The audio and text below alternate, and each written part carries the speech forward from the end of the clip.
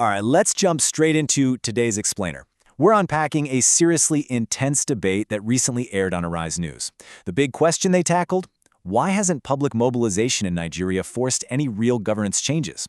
Are the citizens just getting dangerously complacent, or is the political machine so hopelessly rigged that it's literally deaf to their demands?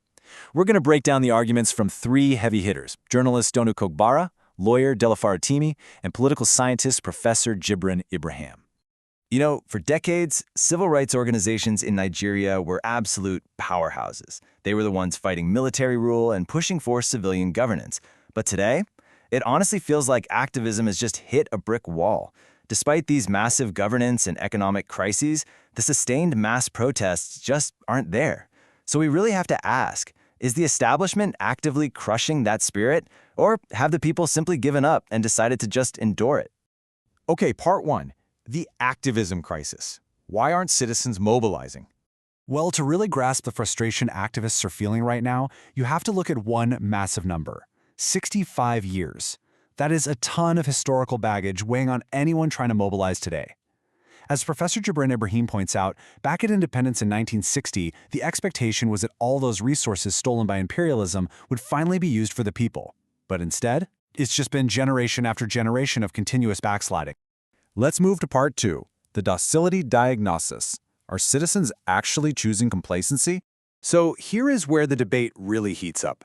Journalist Donu Kogbara makes the case that citizens are, for whatever reason, inexplicably putting up with terrible governance. On the flip side, which we'll dig into in a minute, is the argument that the system is just completely rigged. But looking at Kogbara's point, she's genuinely baffled. She looks around and wonders why these severe failures don't trigger the kind of massive society-wide protests you'd expect to see anywhere else in the world. And she doesn't hold back, either. She points to the local concept of being a mumu, basically a term for foolishness or an extreme, almost willing docility. Her argument is that because the public consistently fails to demand better, the ruling class knows they can get away with absolutely anything. There's literally zero penalty for bad behavior, so the elite just keep doing it. Look at the recent political crisis in Rivers State as a perfect example of this. You had federal politicians completely upending things, effectively suspending the governor, and inflicting a state of emergency. But the public reaction? Crickets. Even the multimillionaires, people who have a massive safety net, who could protest without any real threat to their livelihoods, they stayed totally silent. To Kogbara, that absolute silence proves the problem is a deep-seated docility. Which brings us to Section 3. A system designed deaf, protesting a rigged machine. Now, retired lawyer Delafar Atimi steps in and completely pushes back against Kogbara's take. He uses this absolutely brilliant metaphor. He says, however long you stand in front of a mango tree demanding oranges, you're still only going to get mangoes. He argues that the whole system runs on impunity. It is structurally designed to ignore peaceful demands. So calling the citizens cowards? He says that totally misses the point that the political machine literally does not care what the public thinks. Just think about how he frames past protests, like the End SARS movement against police brutality. He calls those episodic responses. They're single-issue flare-ups. They aren't sustained structural movements. And because they're just episodes, the state can easily wait them out, or just use force to crush them, leaving the actual systemic rod completely untouched. And are Nigerians really just cowards? Faratimi says no way. I mean, you have desperate people risking their lives crossing the Sahara and the Mediterranean for a better life. Those aren't the actions of cowards. They're the actions of people who are victims of generational, weaponized poverty and ignorance. The ruling class deliberately keeps people laser-focused on basic daily survival or distracts them with ethnic and religious divides just to make sure they never unify and demand real change.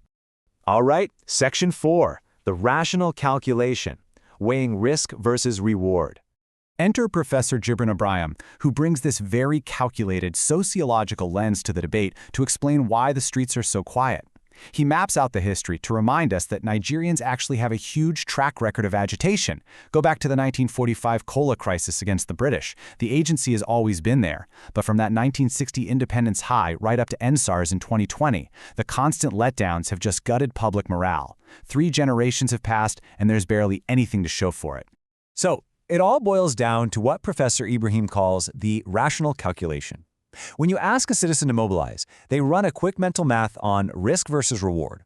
The risk, extremely high. loss of livelihood, liberty, or even life. State retribution is real. And the reward? Highly unlikely. They've watched leader after leader get sucked into the exact same vortex of corruption. So rationally, a lot of people just conclude that sticking their neck out isn't worth the danger. And Professor Ibrahim also completely shuts down the idea that we should be waiting on the wealthy to save us.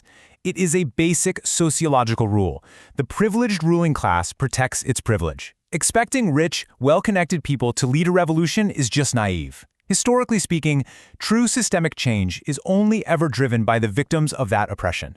They are the only ones with a real vested interest in tearing it down. Finally, Section 5, A Vision for Change, moving past the Night of Lamentations. Now, Professor Gibran was super clear that this debate shouldn't just turn into a night of lamentations where everyone just complains. The good news? All three of them actually agree on the fix. The intellectual middle class and the activists need to stop talking over the heads of everyday people. If we want sustained mobilization, we have to articulate exactly what systemic change looks like, paint a very clear alternative vision of the future, and then mobilize the disconnected masses around that specific vision for peaceful, continuous action. But here's the harsh truth they all landed on.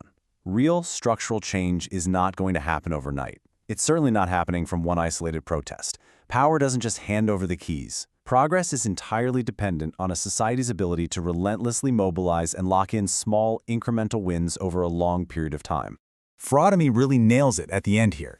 He says, you simply cannot blame the masses for not showing up to a purposeless fight. If the intellectuals and the activists haven't done the hard work of preparing the people, of showing them exactly what the day after the struggle looks like, then that failure belongs to the leaders, not the people walking the streets. So I'll leave you with this provocative thought to chew on today. For activism to actually survive and succeed, does the whole strategy need a massive rewrite? Do we need to stop demanding oranges from a mango tree and start doing the grueling work of planting an entirely new orchard? Let's keep asking those hard questions.